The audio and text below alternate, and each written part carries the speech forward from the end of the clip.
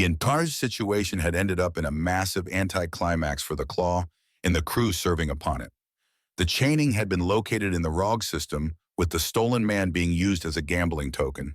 He managed to get loose and start a fight that had apparently burnt down a large percentage of one of the more expensive casinos before freebooter reinforcements arrived, and they helped a massive mutiny which killed most of the slavers that left the chaining under the control and refit of the Dauntless.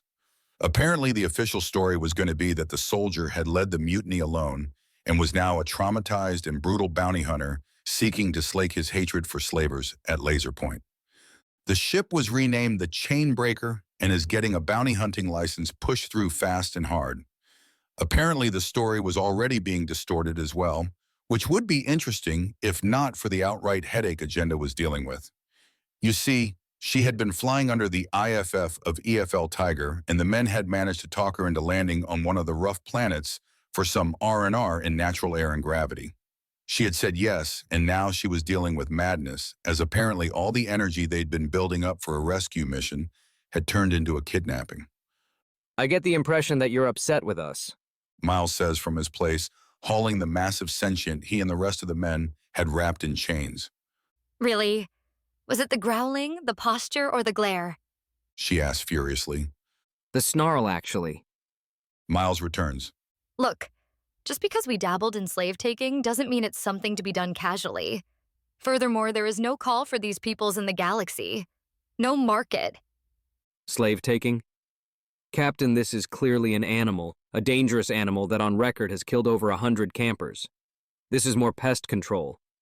Well, hunting too, but pest control. The Chelt flame spewers were proven fully sentient nearly 100 years ago. They're not fully evolved yet, but they're people. She counters Miles' protest. So you're telling me that this dragon-looking beast is smart enough to know that burning down entire families for entertainment is fucking wrong? Ryu demands, and she pauses. Jake grabs the chains, keeping the smoking mouth of the spewer shut, and looks it in the eye. It has a brain, boys. Fine then, it's not a hunt. It's vigilante justice with cannibalism to hide the body. I'm getting my fucking dragon steaks. Miles amends with a tinge of sheer viciousness she hadn't seen in him before. And coat. I'm still getting a fucking dragon wing coat, and I'll do horrible things to anyone that gets in my way. Franklin declares from near the back of the gaggle of lunatics. By the goddess, I know this is going to get worse before it gets better. So just give me the big blow and get it over with. Agenda groans into her paw. Of course these Axiom-starved men would be like this. They're men and they're starved of Axiom. All the nutrients that would have gone to keep them sane went to keeping them alive. Our next meal here had some sort of larder filled from its latest rampage. Apparently the evil fucker has a taste for veal. So we called down as much of medical as possible and letting you know in no uncertain terms that dragon bitch here is going to die. And many of us are curious as to what giant asshole lizard monster tastes like after being barbecued.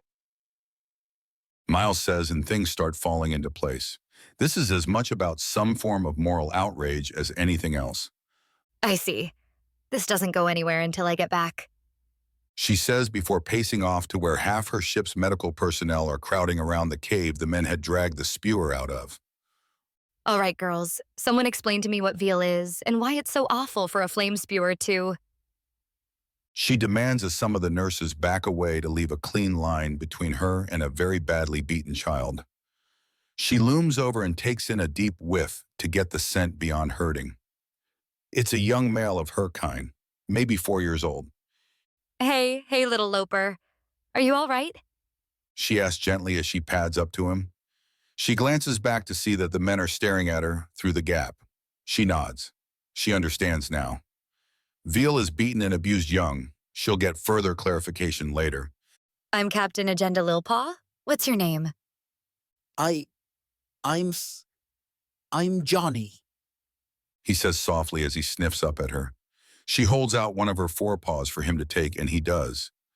You smell like a mommy. Not yet, but soon. She says softly. It's all she can do to not simply sweep the pup into her chest and hold him there. but with all his bruising and maybe even broken bones, that would only bring him further pain. Is that why you're so big? He asks, and she smiles. Yes, before a lady becomes a mommy, they grow really big and soft to show off how good a mommy they can be. They slim down after so they can focus more on being a mommy than just looking like one, though. Huh? He asks, and she leans over and gives him a slight lick on the forehead. Don't worry about it. Now, Johnny, what's your second name? Agenda asks again. She can feel her instincts hitting her like a mallet. If she can't find this pup's family sometime soon, then she'll become his family. Howl. He says, and she resists groaning in frustration. Hal is a name common enough that he might as well said his last name was anybody. All right, little Howl. Let's get you someplace safe and fed so we can find your family, all right? She asks, and he gives out a sniffle as his eyes start to water before he rushes forward and hugs her. There, little one. You're safe now. You're safe. She coos as the dam breaks and he starts sobbing into her chest while griping her fur as tightly as he can. Captain, the other child. She... Dr. Lillian Graywin begins before shaking her head.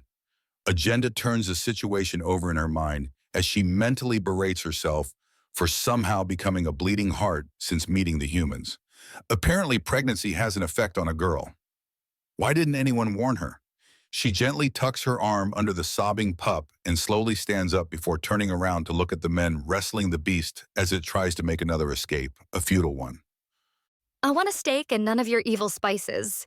She says as she passes them. Yes, ma'am. What about the boy? The questions came from halfway down the line of men keeping the beast pinned, Ryu unless her ears are lying. Maybe. Have a few extra ready. She doesn't even look at who's spoken. They're grown men. They don't need constant comfort. A part of her mind thinks maybe she shouldn't have just picked him up, but if there was any danger, then the ship's doctors would have stopped her. She carries him into the Tiger, and with plenty of warning ahead, onto the ship's helm. It had the safest and most comfortable seat on the entire ship there, her personal command couch. Her own bed would be better, but it was still musty and drenched in the scent of her and Miles enjoying themselves upon it. It's only when she's settled herself down and cuddled poor little Johnny close that she realizes that several of the nurses had been keeping pace. I see the maternal instincts have hit you, Captain. Dr. Lena says with a smile as she canters around and shakes her antlers a bit. The gentle Carib takes a deep breath and leans in almost nose to little Johnny as he glows ever so slightly. She then leans back with a nod. He just needs some time now. We've gotten ahead of infections and the men put a stop to the monster before it could tenderize him further. He'll be fine, but he needs his family, Captain. She says before pacing around them both for a bit, shaking her antlers the entire time before nodding and cantering away. The little pup nuzzles into her, and she holds him gently and closely to offer what comfort she can. With only the little gestures from her to get things done, the ship prepares, and she feels the entire thing vibrate. Captain? Mercy says into her communicator. It's low, so she doesn't bother Johnny much. What? We did a look around. We couldn't find anything left of the family but some wreckage. The ID we've been able to peel off the damaged cards and chunks of charcoal say that the family is 50 girls large. 10 of them took him here to expand his horizons. We've got contact info for the rest. Good now. Captain, we could just, Stop. We're out of that business, Mercy. Besides, if we did, the men would likely turn on us, which puts their entire species on our case. Do you really want to fight your... What's his family name again? Takata. His proper name is Ryu Takata, or Takata Ryu in the ways of his people. Hoping to visit someday? They live in cruel space. I'll never see his home. Apparently he's missing some festival where soft pink petals soar through the air due to the cherry trees around his homeland. It's amazingly mean that they're talking about a place they want to show us, but can't. Agenda notes wryly. Are the men getting homesick? That won't end well. Why can't they show you? Johnny asks, and she smiles down at him. He's bouncing back well if he's already asking questions. He might recover well. There are men on this ship that come from a very dangerous place. It's not dangerous for them, but it is for every other race. They know it's dangerous, but it's still their home and they miss it. So they talk about it. She says, and he blinks. Are they from the same place as the monster? No, even the monster can't live where they live. Can I live there? No, only they can. Why? He asks. Have you heard of cruel space, a part of the galaxy that all the axiom flows to and away from? The black bit at the end of all the lines and maps. Yeah, everyone knows about it. They're from inside it. They only just escaped. She says, and he gasps. They're okay. A little strange, but okay. Really? He asks. Yes, really. Miles says, walking in. Wait, what are we talking about? There's a savory scent that washes over the bridge. I brought you some well-done skewer steak as requested, and a smaller one for our little friend. He says, handing her a plate and putting one in front of Johnny. Is that? Johnny asks him. The monster. Part of it anyways.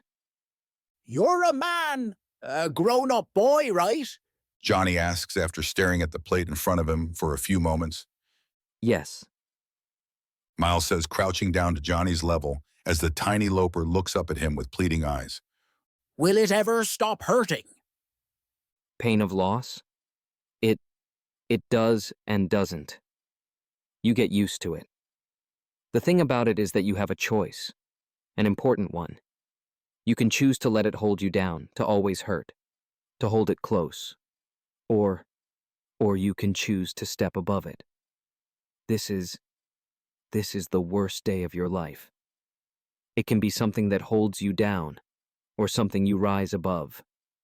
It won't ever not hurt, but you can use the hurt to grow stronger. Miles explains as little Johnny looks up at him in shock. That sounds like experience talking. Agenda says softly. I've had some tragedy and pain in my life. Who hasn't? This is just the best advice I can give for it. The nightmares will be bad, kiddo, but you survived. You did good. He says, and Johnny sniffs before picking up a small bit of the flame spewer in front of him and taking a bite. His eyes light up. There we go. Fill yourself up, kiddo. We've already carved up most of the beast and have it in storage for later.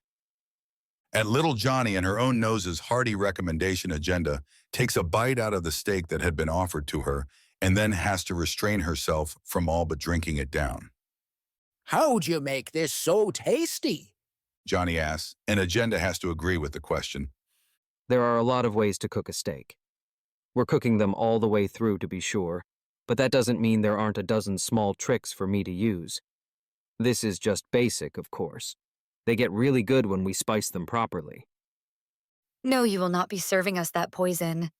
It's not poison. The things you think are tasty are banned in 1,000 star systems. They're poison. You eat chemical weapons. No, you girls are just wimpy. Enjoy the meal, little man. Miles says, ruffling Johnny's mane a little. Now, does anyone in here want some flame spewer steaks? Aren't they thinking beings? Yes, but this one was a mass-murdering monster and deserved to die. With so much perfectly edible meat lying around, the boys and I are having a little grill-off. A fierce competition to see who can cook the best. Are you trying to curve up my ship? Agenda asks him with a sly smile as she moves to the second steak on her plate. Is it working? Yes. She replies as she takes a big bite and savors the taste. Cotti downshift paced around the small room she was in. Small for her, the ship wasn't designed for a being her size. She'd have to crawl on her hands and knees as her car form was much too chunky for the hallways to get around easily. Still, they had been very, very nice. One of the cargo bays had been repurposed to house her and those in her general size category. Not many biological species got to her size. But axiom experimentation, other robots, and other such bits mean that the galaxy could go from barely reaching a human man's ankle to larger than some starships. She had spoken a great deal about the galaxy to Admiral Cistern, and he had listened to her advice. It felt so good to be listened to and have someone actually concerned for her opinion. With words, she had altered the course of a ship she had no authority over for a species she hadn't even known about several months ago. Back when she clutches at her head as she runs calming algorithms to lower her RPM, and she lets out a slight electronic whine. She slowly runs down an algorithm that counts down from 100. Every 5, she runs a quick check through a system and gives it a bit of a flex. The time to slow down and consider that she's in full control of her body and not who she was. She could remember the sheer sadistic desire to create a copy of herself to dominate, proof that there was nothing that she wouldn't be able to take control of, even herself. How terrible that control was. How absolutely vile to be under the whip hand. She counts down again. She counts down twice more as the sheer guilt and shame of what she had once been flows through her. Then her communicator pings, a high keening note she can't ignore. Her mental exercises are becoming less and less frequent, but are still a huge part of her day. It's a quick update. There's going to be a week-long delay to get around the arrangement systems. Apparently a series of laws that dictate that all men with less than 100 wives are to be held until they're married off will be an unacceptable delay to their mission. That had been an almost funny conversation with the Admiral. The expression his face had taken at the idea of being married 100 times had sent her into a giggle fit. He had promptly taken out a flask her scanners told her was almost pure ethanol and bowed aside her hand as she tried to stop him from what looked like a suicide attempt. He then explained that it was a perfectly safe thing for him to drink so long as he doesn't go into excess. The conversation had turned to marriage and how to keep his men from being dragged into a shotgun wedding. He had thanked her and calmed the bridge crew immediately to slow the hell down, we're taking a detour. He had then excused himself and rushed to the bridge. A ping from her communicator signifies another message, with a video attachment labeled, right out of an action movie, Pukey goes Punisher on pirates. Curious, she starts the movie and gasps. She had heard of the soldier Commander Gregory Schmidt being taken by the infamous crew of the Chaining. His skin is slowly turning purple as he glares out from inside his glass cage. His short cropped hair and stubble does little to cover the fact that he's been thoroughly beaten and abused. He paces inside the glass container, cameras trained on him as a price is listed. His value is set at 40 million credits. Oddly enough, there's a green bar with the words 100 on 100 framing the bottom of the screen. There's a game played, he's not up for sale, he's up for ante. She pauses as she tries to figure out where he is. The walls and floors are gold-plated with garish lights. Entire platters of expensive drinks and snacks are being brought everywhere, and there's a quick game before a cheer rings out from the crowd. The scarred and brutal face of the pirate leers at Gregory as the glass bell is put on a floating platform before being lowered down to the pirate. Text plays across the bottom. Pukey would like to battle. Pukey chooses Pukey. Evil Casino chooses pirate bitch. Disregarding the gibberish, she watches as the bell is raised and he spits something at her. She flinches back, and as she does so, he tosses something concealed in his hand behind her. Pukey uses spit. Pirate bitch is confused. The Drin holds up a remote in a clear threat, and he punches her in the face in response. Grabs the remote, and she wrestles it away before pushing the button with a scream of fury. The thing he threw detonates behind her and puts her off balance. Pirate bitch hurts itself in its confusion. He grabs the remote, rams it into her compound eye, and then grabs a gilded pistol off her belt. Pukey uses fast hands. He shoves it under her chin and pulls the trigger. The plasma flash cooks the pirate captain's brains and sprays the steaming chunks over the now panicking crowd. It's super effective. Pirate bitch is fucking dead. Evil Casino sends out worthless mooks X2. He grabs the pirate captain's corpse and uses the insectile woman's body as a shield as some of her allies open fire at him with lasers. Pukey uses corpse shield.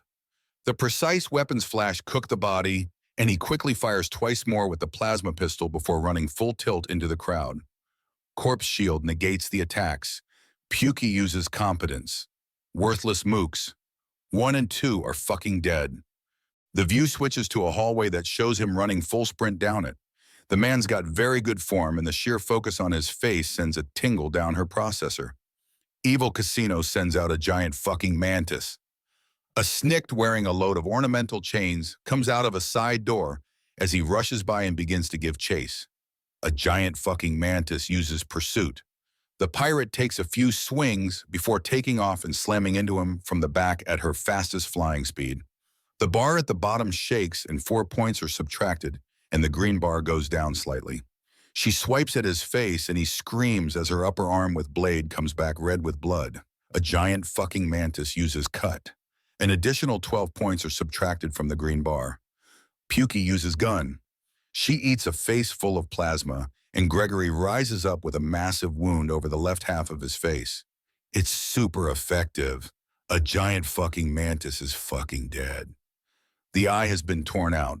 He reaches up and just barely holds off from clutching at his face before putting his hand down. His jaw squares and he quickly frisks down the pirate. Pukey's rage is building. Pukey uses thief. He takes her credit discs, a laser pistol that he shoves into his belt, and what looks like a small transponder. Lucky me, he grunts out before a sound from off-camera catches his attention. His glare down the hallway is chilling. It shows him rushing down to, gunning down several more chaining crew members. Evil Casino sends out Snake Shiva. Then everything goes completely wrong. A desert Nagasha, painted completely black and white, in horrific patterns, brings down a plasma blade with all 6 of her arms and takes his left arm at the shoulder. Snake Shiva uses lightsaber. It's super effective. The green bar falls all the way down to 10 points. He staggers back with an enormous bellow of agony as he brings up the plasma pistol and cooks 2 of her arms. Pukey uses rapid shot. Snake Shiva is stunned. Then in a spur of utter madness, he grabs the pistol in his teeth and grabs the plasma blade by the handle. Pukey uses thief, boots the Nagasha in the waist and turns the weapon around to impale her between the breasts and pulling up to reduce everything above the breasts into 2 charred halves. Pukey uses lightsaber. Snake Shiva is fucking dead. It shows him racing down another hall, and as a pirate comes out of a side room, he carves clean through her in a single swipe of the plasma sword. Evil Casino sends out a worthless mook. Pukey uses lightsaber. Worthless mook is fucking dead. It then switches to what looks like an emergency medical room in the casino, and Gregory races past it. Then he slides back into view, deactivating the sword and holding it in 2 fingers as he opens the door and walks in. Pukey uses seduction. What's this? Pukey is evolving. There's a few moments with the text at the bottom saying press B to stop. Then there's a jingle and he walks out with a cybernetic eye and an axiom projecting cybernetic upper arm with a hard light hologram for his lower arm and hand. Pukey has evolved into a motherfucking cyborg. Tiny red scaled arms reach out of the medical chamber and he pulls out a cub nurse to kiss her full in the muzzle as the tiny reptile giggles. Her enormous breasts and thighs, barely contained by her nurse's uniform, say that she's lived her whole life without any male affection. She then hands him back his pistols and he tucks them into his belt. He then whispers something to her. Pukey uses seduction. The wild naughty nurse joins the team. Naughty nurse is now nicknamed Jiggles. The tiny cove smiles brightly before nodding and hopping off the stool she had pushed to the door and rushing ahead. Gregory follows with his plasma sword reactivated. It cuts to another feed where a pair of Horchka are setting up a pair of plasma cannons. Evil Casino sends out mildly competent Mooks X2, complete and utter overkill for a person on foot. Then the tiny cove rushes past and is ignored. She pauses, turns around, and shouts a warning to him. Jiggles uses warning. The plasma cannons go off and Gregory dives over them, rolls and brings up the laser pistol to cook one of the Horchka. It's super effective, mildly competent. Mooks miss. Pukey uses gun. Mildly competent, Mook number 1 is fucking dead. The other Horchka, in a fury, grabs the Kobe nurse by the front of his shirt and howls in the tiny, terrified woman's face. Mildly competent, Mook uses roar. Jiggles is terrified, then is carved in 2 as Gregory slices her torso in half with a single swipe of his plasma sword and catches the little Kobe gently in his hard light arm. Pukey uses lightsaber. Mildly competent Mook is fucking dead. He gives her a slight kiss, and she snuggles into him. Pukey uses seduction. Jiggles is no longer terrified. There's a pause as the nurse explains something to Gregory, whose jaw drops before grinning. Jiggles uses education. Pukey can now equip a fucking plasma cannon. He kisses the cob. Pukey uses seduction, sweeps her onto his back, tucks away the pistols, and opens the side port of one of the plasma cannons before thrusting his hard light arm into it. The systems link up and the plasma cannon adheres to just below the projector on his cybernetic arm. The cannon, arm, and his eye all link up and illuminate with a bright white light. Pukey enters massacre mode. This is even more one-sided now. Gregory's smile is both vicious and eager. The view cuts to seeing a huge number of casino guards and pirates setting up a firing line and waiting for Gregory. Evil Casino sends out everyone. He barrels through the door, immediately dives to the right, but his cannon fires 3 times and scores just as many kills. Pukey uses dodge bitch. It was super effective. He lets off another 3 blasts, and their sideways projection causes them to hit multiple kills. Pukey uses massacre. It's super effective. Several plasma shots come rocketing towards Gregory, and she pauses the video. She sets down the communicator and thinks, how is he doing that? How is he dodging plasma shot? He shouldn't be that fast without severe cybernetic or axiom enhancement. That arm and eye won't do it. So how? She puts it aside and starts the video again. Gregory lets out another barrage of plasma, and the line breaks in fear. Pukey is on a rampage. Everyone is fucking dead or running like hell. At this point, an alarm kicks off in the casino as they've apparently decided that they can't contain the situation.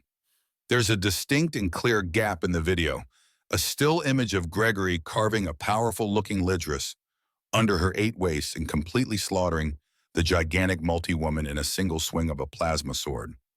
Pukey uses lightsaber. Hooters, Hydra is fucking dead. The next is of the tiny Cobb shooting with the laser pistol and frying the handle of a plasma sword as Gregory moves to parry it. Jiggles uses disarm. Casino Thug is fucked. The next image shows Gregory kneeing a Tret in the face as his plasma cannon flash evaporates a mega slobe and beheads another Tret. Pukey is on a rampage. Tidal Ho and the Mooks are fucking dead. The image changes to showing Gregory launching plasma shots into numerous walls and machines, and Pukey uses arson. It flashes into more and more shots of him lighting things up until it finishes with him in front of a blazing inferno that used to be the casino with a massive cigar smoking between his teeth, an enormous smile on his face. The Cobb cheering while hanging off his back and the plasma sword held to the side. Evil Casino is a smoking crater. Pukey leveled up. Pukey is now level 23. The video comes to an end, and she just processes what she just saw for a few moments.